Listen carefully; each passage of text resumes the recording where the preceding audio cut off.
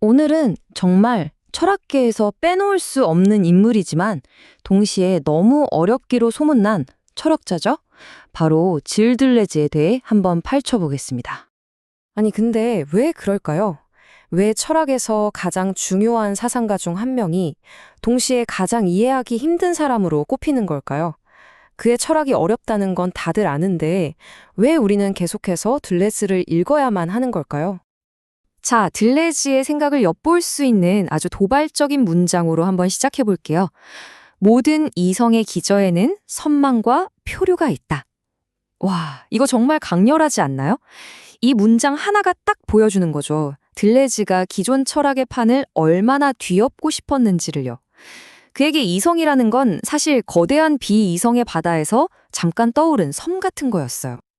자, 그럼 첫 번째 핵심 개념으로 들어가 보죠. 바로 사유의 새로운 이미지입니다.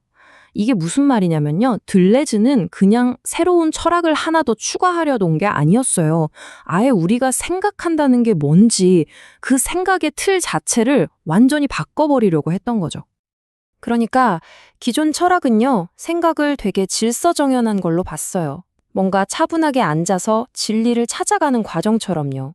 근데 들레즈는 아니라고 외친 거죠. 생각은 그런 게 아니라는 거예요. 생각은 오히려 갑자기 뒤통수를 한 대 맞는 것처럼 현실과 폭력적으로 부딪힐 때 시작된다고 봤어요. 내가 기존에 알던 세상이 와르르 무너지는 그 순간 어쩔 수 없이 시작되는 게 진짜 사유라는 거죠. 자, 이제 들레즈 철학에서 정말 빼놓을 수 없는 개념이 나옵니다. 바로 욕망에 대한 건데요. 이건 들레즈 혼자가 아니라 그의 동료인 펠릭스 가타리와 함께 내놓은 생각이에요. 이 둘은요, 욕망을 바라보던 기존의 시각, 특히 프로이트의 정신분석학을 완전히 뒤집어 버립니다. 보세요. 이 차이가 정말 중요해요. 보통 우리는, 내가 저걸 못 가졌으니까 욕망한다. 이렇게 생각하잖아요. 이게 바로 결핍으로서의 욕망이죠. 그런데 들레즈와 가타리는 완전 다르게 봐요. 욕망은 뭔가가 없어서 생기는 게 아니라 오히려 뭔가를 끊임없이 만들어내는 에너지, 즉 생산 그 자체라는 거예요. 마치 쉴 새 없이 돌아가는 공장처럼요. 이건 저것과 연결되고 저건 또 다른 것과 연결되면서 계속 새로운 걸 만들어내는 거죠. 정말 긍정적인 힘으로 본 거예요. 자, 그럼 이 욕망의 공자는 대체 어디서 돌아가는 걸까요? 여기서 들레즈의 개념 중에 가장 기묘하고 또 가장 매력적인 개념이 등장합니다. 바로 기관 없는 신체입니다. 근데 이름만 듣고 오해하시면 안 돼요. 진짜로 팔다리 같은 기관이 없는 몸을 말하는 게 아니에요. 이건 일종의 가상적인 평면 같은 거예요. 우리가 나라고 생각하거나 우리 몸이 이건 눈, 이건 입 하고 기능이 정해지기 이전의 상태, 어떤 형태로든 흐를 수 있는 순수한 에너지와 잠재력의 장이라고 생각하시면 돼요. 바로 이 위에서 아까 말한 그 욕망 기계들이 마구 작동하는 거죠. 자, 욕망에 이어서 이번에는 사유, 즉 생각하는 방식에 대한 들레즈의 가장 유명한 비유를 만나볼 시간입니다.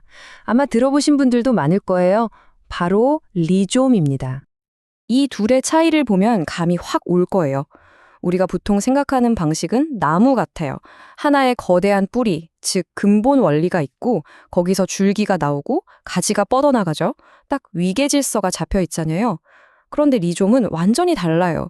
생강이나 잔디뿌리 생각하시면 돼요.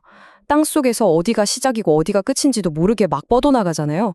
어떤 줄기가 더 중요하고 그런 것도 없고요. 그냥 모든 지점이 다른 모든 지점과 연결될 수 있는 수평적인 네트워크. 바로 그거죠.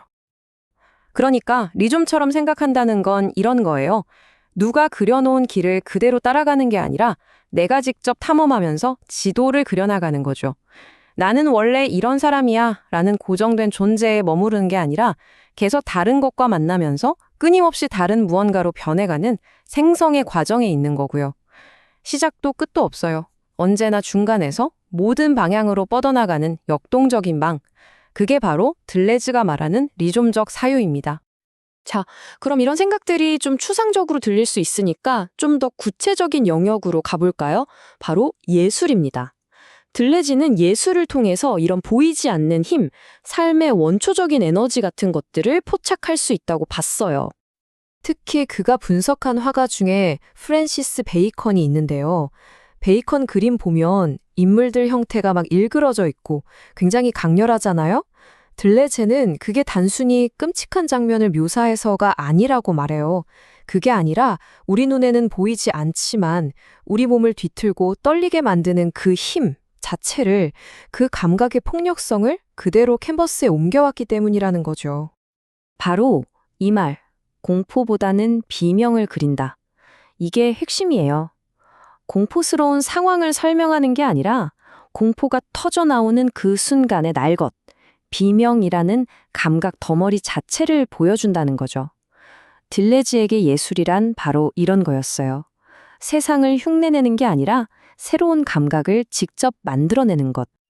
자, 그럼 이제 마지막으로 이 모든 이야기가 지금 여기를 사는 우리에게 어떤 의미가 있는지 한번 짚어보면서 마무리해보겠습니다. 이건 정말 소름 돋을 정도로 정확한 예언인데요. 들레즈는 무려 1990년에 통제사회라는 개념을 이야기했어요. 옛날에는 학교, 군대, 공장처럼 딱 정해진 공간 안에서 사람들을 통제했잖아요. 이걸 규율사회라고 불렀는데 이제 그런 시대는 갔다는 거예요. 이제는 벽이 없어요. 통제가 우리 삶 전체로 마치 공기처럼 스며드는 사회가 온다는 거죠. 바로 지금 우리 얘기죠. 스마트폰으로 제 위치가 계속 추적되고 제가 뭘 사는지 카드 기록에 다 남고 인터넷에서 뭘 검색하는지 데이터로 쌓이잖아요. 우린 더 이상 감옥 같은 곳에 갇혀 있진 않지만 대신 보이지 않는 데이터의 그물망 안에서 평생 관리받고 있는 거예요. 정말 들레즈의 통찰이 정확하게 맞아떨어지지 않나요? 그래서 들레즈의 철학이 지금 우리에게 필요한 겁니다. 그의 생각은 이 복잡하고 정신없이 변하는 세상을 헤쳐나갈 수 있는 아주 유용한 도구 모음 같아요. 이건 맞고 저건 틀렸다고 심판하는 철학이 아니라 어떻게 새로운 길을 만들고 어떻게 다르게 연결하고 어떻게 계속 변신할 수 있을까? 이런 창조적인 질문을 던지게 만드는 철학인 거죠. 모든 것이 네트워크로 연결되고 어제의 정답이 오늘은 틀리는 이런 세상에서 정해진 길을 따르지 말고 너만의 지도를 그리라고, 유목민처럼 끊임없이 움직이라고 말하는 들레즈의 철학. 어쩌면 지금 우리에게 가장 필요한 생각 아닐까요?